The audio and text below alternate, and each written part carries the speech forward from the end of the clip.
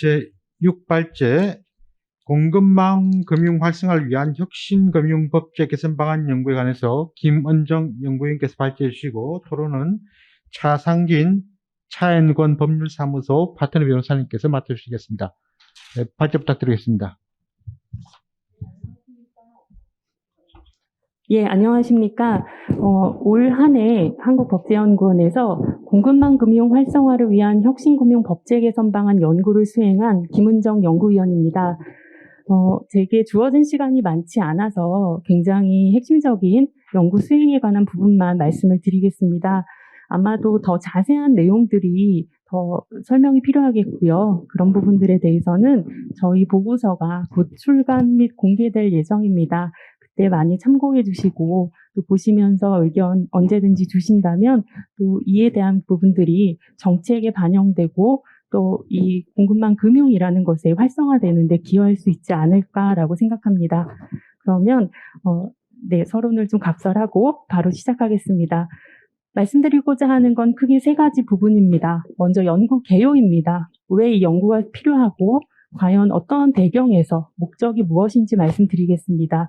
두 번째는 연구의 주요 내용으로 핵심적인 쟁점들 그리고 제가 목차 구성에서 다루었던 부분들을 말씀드리겠습니다. 세 번째는 이 연구가 가지고 있는 개선 방안과 함께 그 기대 효과에 대해서 말씀드리도록 하겠습니다. 네, 연구 배경 및 내용입니다. 아시는 것처럼 중소기업들, 소상공인들은 항상 어렵습니다. 더군다나 최근에는 코로나19로 인해서 그들의 어려움을 저희가 항상 이제 뉴스를 통해서 겪고 있고 저희도 그 아픔을 같이 하고 있습니다. 즉 기술력은 있지만 신용이나 부동산 담보가 없는 중소기업들, 소상공인들, 자영업자들이 그 운전 자금이라고 하는 영업을 위한 자금 재원 조달이 굉장히 어렵다. 중소벤처기업부나 국가에서 신용보증기금 등 여러 정책 수단을 통해서 지원하고 있지만 마치 그 밑빠진 독에 물 붓기식으로 그 성과나 효과가 굉장히 저조합니다. 단지 이게 정책 자금만으로 활용되기 어렵고요. 그렇다면 민간에서 이걸 어떻게 저희가 좀 더 수익을 창출하면서 그들에게도 효과적인 자금으로 조달할 수 있겠느냐라는 수단에서 저희가 논의하게 된 부분이 바로 공급망 금융이고요. 그리고 최근에 가장 중요하게 논의되고 있는 빅데이터 등 그런 핀테크 산업 많이 들어보셨을 것입니다. 그래서 이에 관한 기술들을 활용해서 이론을 통해서 새로운 공급망 금융, 혁신 금융을 통해서 하나의 금융에 대한 새로운 시장을 만들고 그와 아울러 저희가 항상 고민하고 있는 그런 운전 자금에 대한 애로사항을 해결하는 것이 동연구의 목적 및 배경이다라고 말씀드립니다. 네, 그래서 제가 연구의 세부 내용을 크게 세 가지로 구분하여서 이 보고서에서 연구를 수행하였습니다. 첫 번째는 P2P 플랫폼을 활용한 자금 조달입니다. 뒷부분에서 조금 더 자세히 말씀드릴 텐데요. 우리나라에서는 2020년에 온라인 투자 금융업법이라는 그런 투자자 및 이용의 보호에 관한 법률을 세계 최초로 제정하였습니다. 이 P2P라는 즉 개인 대 개인 이게 이제 B2B로도 같이 활용하고자 하는 것이 공급망 금융인데요. 그 법을 통해서 새로운 핀테크와 같은 비대면 금융 기법을 활용한 그런 자금 조달 수단 그리고 투자자의 어떤 투자 수단을 활용하고자 법을 제정하고 지금 운영하고 있습니다. 아울러서 이러한 경우에 단지 현재 그 금융회사들이 가지고 있는 기준만으로 여전히 자금을 조달한다라고 하면 어렵습니다. 왜냐하면 그들은 신용이나 담보가 없어서 자금을 제공받지 못하는 건데요. 그 기준대로 간다면 여전히 어떠한 기법을 활용해도 어렵다라는 점입니다. 이 때문에 새로운 그들에게 맞는 그 영업의 특성과 그 자영업자, 어떤 공급자나 판매자들의 기준에 맞는 그러한 신용 정보에 대한 그런 기준을 마련하여 그에 맞춘 자금을 조달하는 것이 같이 수반되어야 할 것입니다. 그래서 이런 점이 이제 첫 번째 쟁점 1이 P2P 플랫폼 온투법이라고 하는 이 법 하에서 새로운 금융기법을 어떻게 활성화할 것이냐라는 점에서 온투법을 중심으로 주요 쟁점, 그리고 이 활성화를 위한 부분을 다루었다라는 것이 첫 번째 쟁점입니다. 두 번째는 앞서서 잠깐 설명드렸는데요. 일반 기업들이 단지 담보가 없다라는 것 외에도 신용이 부족하다라는 점이고요. 그들에게 그 신용을 대체할 수 있는 지금 빅데이터와 같은 매출 회계 정보, 그리고 그들이 가지고 있는 어떤 잠재성, 이런 것들을 신용평가 기준을 마련해서 이를 통해서 금융 서비스, 그리고 새로운 자금 조달을 제공하겠다라는 것입니다. 그래서 쟁점 2입니다. 빅데이터를 활용한 금융 서비스 제공 방안에 대해서 현재 제공되고 있는 자금 조달 그런 수단들, 그리고 이를 어떻게 활용해서 이들에게 제공할 수 있는 가이드라인, 개선 방안을 제시할 것이냐라는 걸 다루었습니다.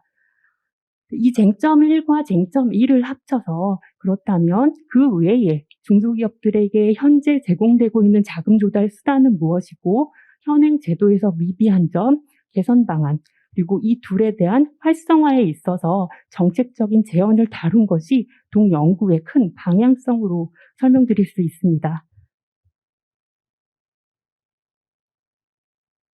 네, 연구 수행 체계인데요. 잠깐 말씀드리고자 하는 것은 말씀드린 것처럼 제 연구는 단지 이론적인 부분, 네, 법학, 금융 이런 부분의 기술, 핀테크와 관련한 새로운 신기술에 있어서의 전문가분들의 의견도 매우 중요했지만 이 현장에서 이런 애로사항들을 겪고 계시고 업무를 담당하고 계시는 분들의 그런 현실적인 그런 애로사항에 대한 문제, 그리고 이에 대한 개선을 담는 것이 가장 중요하다라고 판단되었습니다. 그래서 지금 이 슬라이드에서 보시는 바와 같이 제가 연구 책임자인 김은정을 중심으로 관련한 부처, 그리고 그 안에 관련한 학계와 또 어떤 그 금융업계에 계신 전문가분들, 그리고 언투업계에 계신 실무, 업무 담당자, 사장님들을 만나 뵙고 이를 통해서 인터뷰와 자문을 수행하였습니다. 그 안에서 밑에 있는 작은 박스들은 이 각각의 다루고자 했던 쟁점들로 이해하시면 되겠습니다. 네, 앞서서 말씀드린 부분과 좀 겹칩니다. 이런 P2P 플랫폼을 활용하고요. 플러스 빅데이터를 활용하고 이를 통해서 이제 향후에는 저희가 국가에서 많은 정책 사업들이 수행되고 있습니다. 이 경우에 대부분 PF라는 금융회사를 통해서 자금을 조달받고 많은 양의 이자를 제공하게 됩니다. 이러한 정책 사업에서도 이러한 P2P 플랫폼을 활용할 수 있고요. 그렇다면 일반 개인들이 투자할 수 있고 그에 따른 수익을 이제 투자자들이 받게 되는 새로운 기법으로 또 굉장히 공공적인 목적에서 참여해서 수익을 올렸다라는 점에서 주민들의 수용성도 높일 수 있다라는 점에서 의미가 있다라고 하겠습니다. 주요 내용은 핵심만 말씀드리겠습니다. 총 7가지를 간단하게 슬라이드로 정리를 했는데요. 네, 사실 이 공급망 금융이라는 것이 무엇이냐라는 걸 앞서 말씀드렸습니다. 신용이나 부동산 담보가 부족한 그런 기업들, 자영업자들에게 이제 물품을 담보로 외상 매출 채권 등을 담보로 은행이 자금을 공급하는 현행 기존 방식입니다. 여기에 저희가 현재 운영되는 핀테크나 어떤 온두법상의 기술을 활용하는 것이 이제 연구 과제이고요. 지금 보시는 그림은 현행에 있어서의 자금 조달 그림입니다. 보시는 것처럼 공급자 물건을 판매하고 이제 수요자 물건을 사고 근데 돈을 굉장히 늦게 줍니다.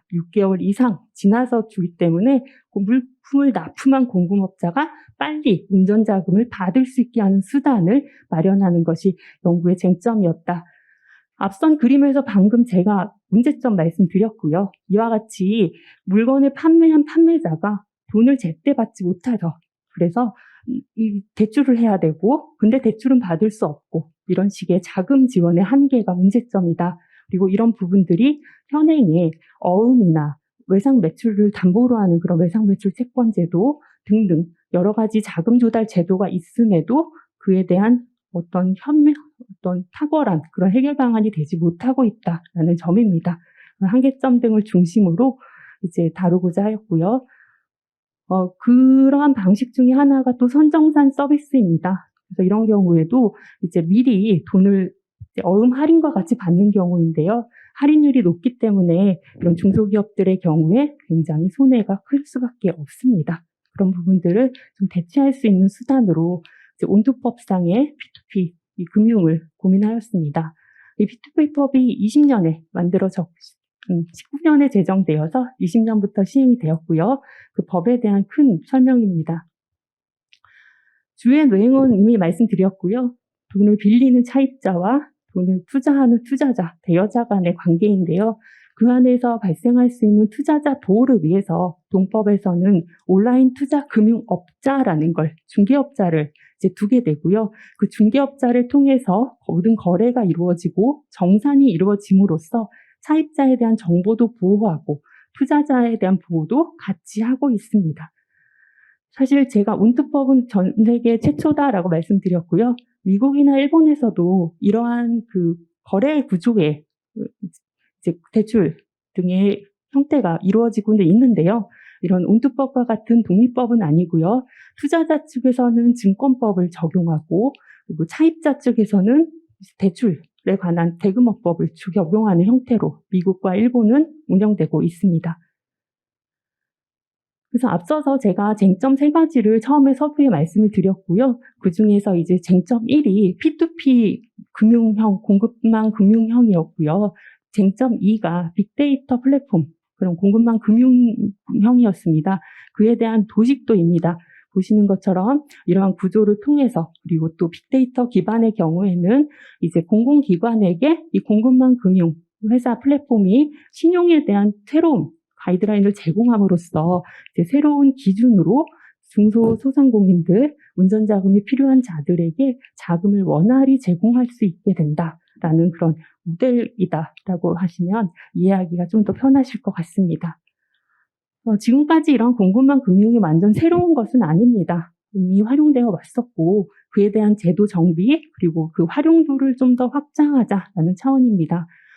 미국이나 뭐 이런 사례를 보시는 것처럼 이제 온투법이라는 제도하에서 움직이진 않았고 핀테크라는 이제 데이터를 수집해서 그를 통해서 정보를 제공하고 있는 이런 기업들을 중심으로 운영되어 왔고 그런 부분들이 주요 비즈니스 내용에서 보실 수 있습니다.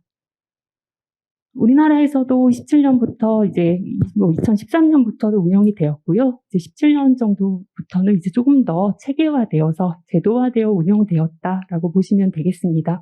위에는 한국어음중개와 어니스트 펀드 같은 경우가 처음 쟁점 1에서 보여드렸던 P2P형 그런 플랫폼이고요. 이 밑에 있는 더존 비주온 신한카드, 그 밑에가 조금 잘렸는데 SK텔레콤 등이 이제 마이데이터와 같은 데이터를 통해서 그런 핀테크 기술을 통해서 어떤 보시는 것처럼 이제 금융에서 대출을 받을 수 있게 하는 새로운 이 비금융, 비정형 데이터를 제공하는 그런 형태입니다. 그래서 위에 2개는 P2P 플랫폼형, 밑에 있는 3개는 그 빅데이터 플랫폼형으로 보시면 되겠습니다. 다음에서 보시는 건 다 말씀을 드리지는 않겠고요. 사실 앞서서 말씀드린 것처럼 투자자 등 온투업자, 실무자들을 저희가 직접 만나서 인터뷰를 하고 그들이 가지고 있는 제도 적용과 현장, 필드에서 겪고 있는 애로사항에 대해서 말씀을 드렸고 그 의견 등을 좀 정리하였습니다. 12가지 총 항목이 있고요. 그중에 지금 제가 가장 핵심적인 2가지 정도만 슬라이드에는 실었습니다. 보고서에는 12가지에 대한 큰 질문과 답변, 그리고 그에 대한 저희 이제 개선 필요성이나 방향에 대한 해설을 같이 실었고요. 보시는 것처럼 빨간색으로 좀 보시기 편하게 색칠을 했습니다. 기관 투자자에 대한 부분이 막혀 있는 것, 그리고 이제 온투법상 제정이 되었지만 아직까지 여러 가지 리스크가 있고 투자자 보호라는 관점에서 제도가 조금 보수적으로 적용이 되어 있습니다. 이런 부분들이 업계에서 수익을 내기 어렵고 그 원래 P2P가 가지는 본연의 목적과 취지와 다르게 운영된다라는 점에 대한 문제점들을 많이 주셨습니다. 이런 부분들을 저희가 이제 개선안으로 같이 이제 5장에서 다 같이 다루었다라고 보시면 좋겠습니다. 다음은 이제 온투업자에 대한 손해배상 책임이 굉장히 강합니다. 그래서 그런 부분에 대해서 현장에서 가지고 계시는 문제점, 개선 방안 이런 부분들을 같이 말씀드렸습니다. 개선 방안도 이제 앞서서 제가 쟁점 1과 2를 말씀드렸던 것처럼 크게 두 가지로 구분하여서 설명드렸습니다. P2P형 공급망 금융의 경우는 저희가 온두법을 가지고 말씀을 드리기 때문에 그 안에서 온두법을 활성화하여 P2P 업계와 P2P 시장을 활성화하는 방안으로 5가지에 대한 쟁점과 개선안을 같이 말씀을 드렸고요. 빅데이터 공급망 금융의 경우에는 말씀드린 것처럼 소상공인들이 어떻게 하면 새로운 신용평가 기준으로 조금 더 현행과 다른 이제 일반 시장에서는 받을 수 없는 그런 담보나 대출, 자금 조달이 이제 빅데이터형이라는 플랫폼 하에서는 자금 조달이 원활하게 될 수 있는지에 대한 그런 필요성, 그리고 그 방안에 대해서 신용평가에 대한 새로운 모델을 좀 제시하는 걸로 마련하였고요.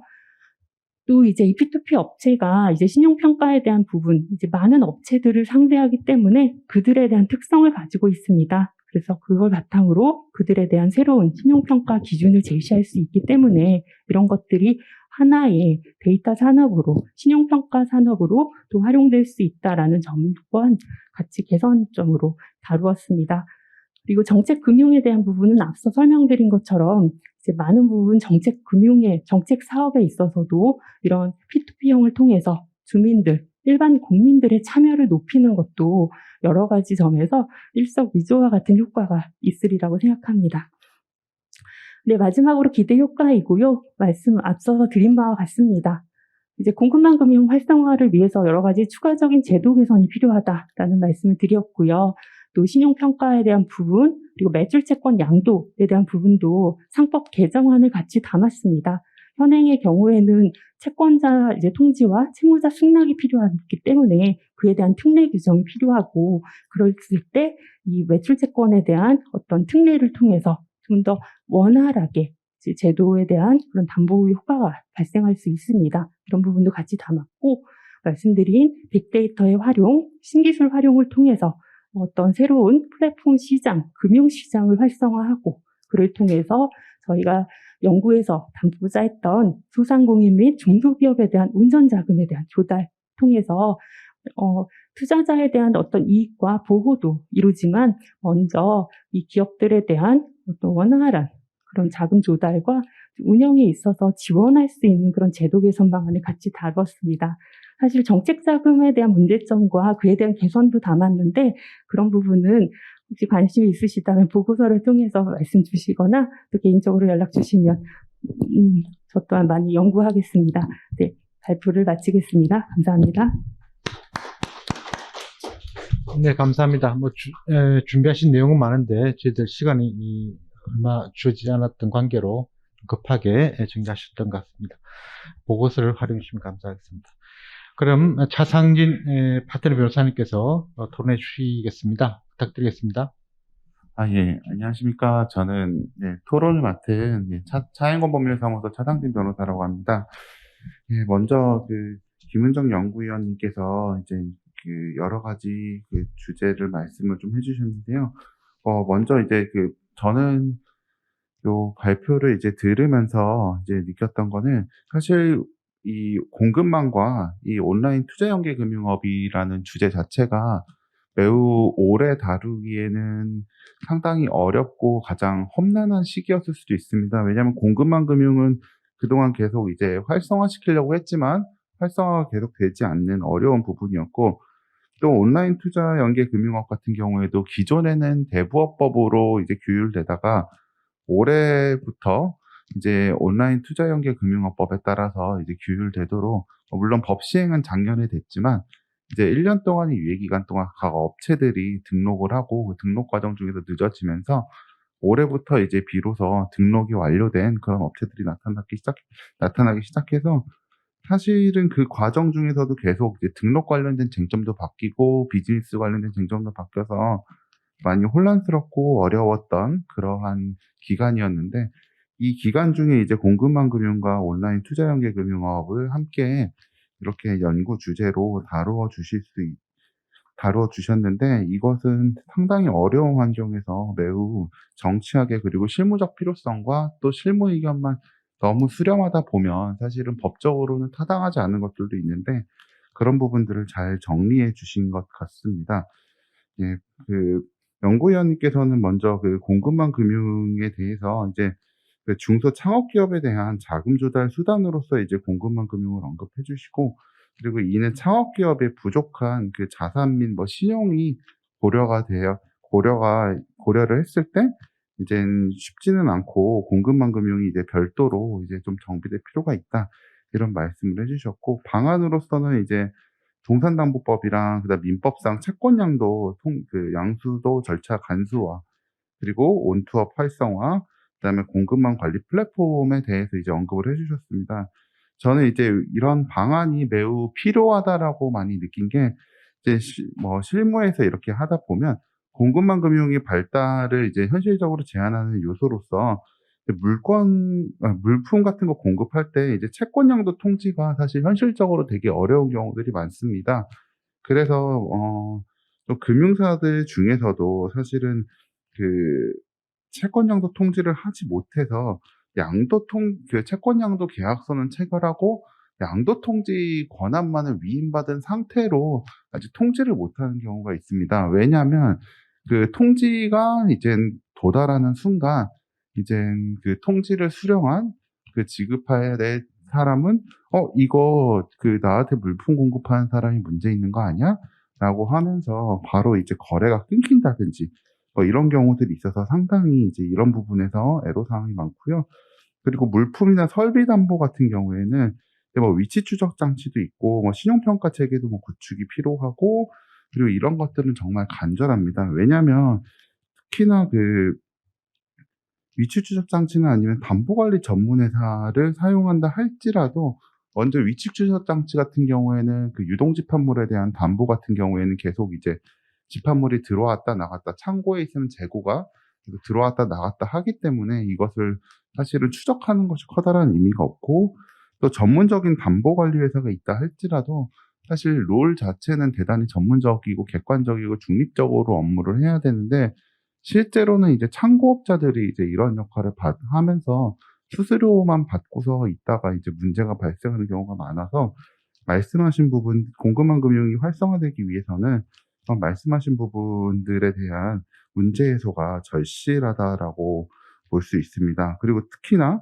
전자상거래에서 카드 매출 채권 담보 같은 경우에도, 어떤 경우에는 이제 카드 매출 채권 같은 경우에는 사후적으로 이제 취소를 할 수도 있고, 그래서 실제로 우리가 일반적으로 생각했을 땐 카드 매출 채권이 그대로 지급이 될 거라고 생각하지만 기간 중에 어떤 것이 발생할지 모르기 때문에 사실 선정산 업무를 하는데도 상당한 이제 기술과 노력이 많이 필요한 상황입니다. 그리고 이러한 공급망 금융의 어려움을 이제 P2P 금융과 그다음에 이제 데이터 플랫폼을 통해서 이제 해소하시고자 이제 연구를 하셨는데요. 네, 근데 먼저 이제 현재 온투업 현황에 대해서 좀 말씀을 드리면, 이제 온라인 투자 연계 금융 같은 경우에는 이제 전에 대부업에서 규율되다가 최근에 이제 법제화 이후에는 비용 증가, 그리고 자금 조달력 약화, 상품 개발이 제한, 그리고 대출 연장 곤란 등으로 상당한 업계에 어려움이 있는 상황입니다. 먼저 비용 증가 같은 경우에는 이제 기존보다 많은 인력을 요구하게 되면서 당연히 인건비도 많이 발생하고, 망분리라든지 아니면 금융결제원 연동이라든지 여러 가지 비용이 많이 발생을 하게 됐습니다. 그리고 자금 조달력 약화 같은 경우는 가장 큰 거는, 이제 전에는 이제 펀드들이 P2P 투자를 많이 해줬었는데, 이 펀드들 같은 경우에는 이제 개인에 대한 대출이 제한이 되다 보니까 P2P 투자를 통해서 이제 개인 차입자한테 대출이 나가는 상품에 대해서는 이제 투자가 제한되면서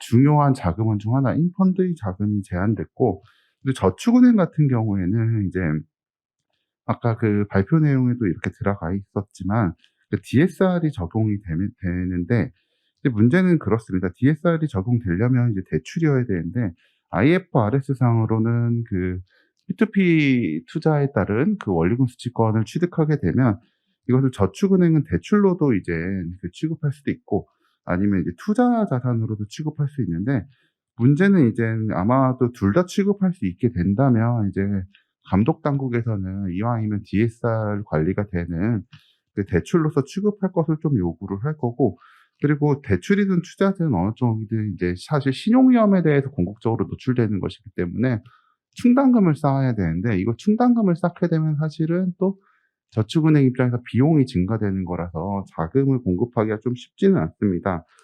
그리고 이제 다양한 상품 개발 곤란한 상황이 발생한 거는 법제화가 되면서 기존보다는 이제 법률에, 전에는 이제 계약 베이스로 업무가 이루어지다가 법률의 규정이 있다 보니까 뭐 만기 불일치 상품이라든지 구조화 상품 뭐 이런 것들, 또는 그 전통적으로 이제 그 금융투자업에서 펀드들이 대출을 할 때 사용하는 방법은 SPC를 하나 설립한 다음에 SPC에 대출을 해주고 SPC에서 궁극적인 차입자한테 대출을 해주는 방식을 많이 취했는데요. 근데 이렇게 하는 이유는 이제 다른 것이 아니라 요 SPC한테만 펀드가 대출을 해줌으로써 이 SPC 계좌만 바라보면 이제 펀드가 자금을 대여하고 그 뒤에 이자를 받았는지 여부에 대해서 이 펀드의 계좌만 보면 알 수 있기 때문에 이런 자금 분리와 관리 목적이 컸습니다.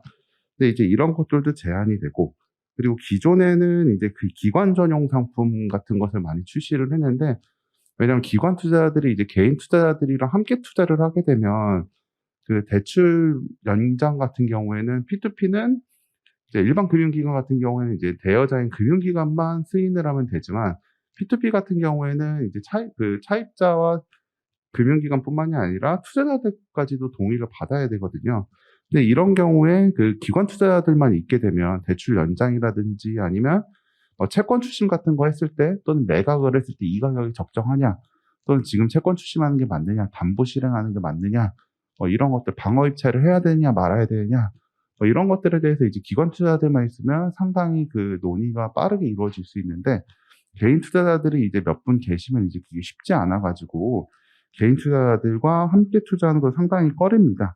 근데 이제 그 금융소비자보호법에서 차별금지 규정이 발생하면서 기관 전용 상품을 만드는 것이 차별에 해당하느냐 여부에 대해서 아직 이슈가 완전히 해소되진 않아서, 그래서 이제 이런 상품을 만드는 것도 좀 어렵고, 그리고 또 다른 거는 이제 대출 중개업 같은 경우에는 일사전속주의 때문에 이제 딜소싱을 하기도 곤란한 상태입니다.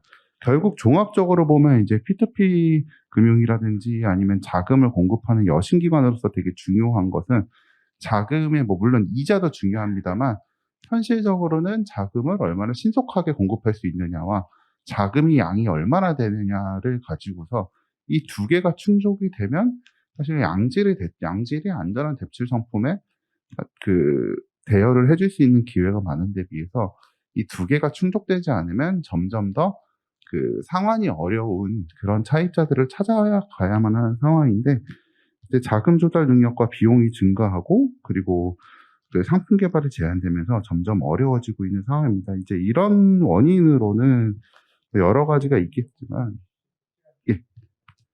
P2P가 이제 대출과 투자의 성격을 모두 다 갖고 있기 때문이 좀 원인으로 잡히고 있습니다. 그리고 이제 마지막 연구 그 개선 방안으로는 그 말씀해 주신 게 자동 분산 투자라든지 아니면 이자율 산정 시 수수료의 제외, 이런 것들을 언급을 해 주셨는데, 사실 이거는 입법 과정에서도 충분히 이제 좀 논의가 됐으나 아쉽게도 반영이 이제 좀 되지 않았던 것들인데, 실무적으로 운영 중에는 사실 대단히 필요한 부분이어서 아마 저는 이번 연구를 통해서 이제 조금 제도가 정비가 된다면 업 활성화와 공급만금 이용 활성화에 커다란 도움이 될 거라고 생각합니다. 네, 감사합니다. 아주 조목조목 전문적인 의견들 주신 것 같습니다. 발제자께서는 토론자의 토론에 대해서 답변해 주시면 감사하겠습니다. 예, 사실 굉장히 어디에서 듣기 어려운 실무에서, 필드에서 있었던 일을 말씀을 해주셨고요. 뭐 다른 의견은 없습니다. 주신 의견들 제가 잘 적었고요. 이런 부분들이 개선되어서 저희가 원하는 정말 취지에 맞는 그런 공급망 금융, 그리고 P2P 플랫폼, 그리고 이런 제도가 만들어지고 운영될 수 있도록 계속적으로 연구를 해 나가겠습니다. 감사합니다.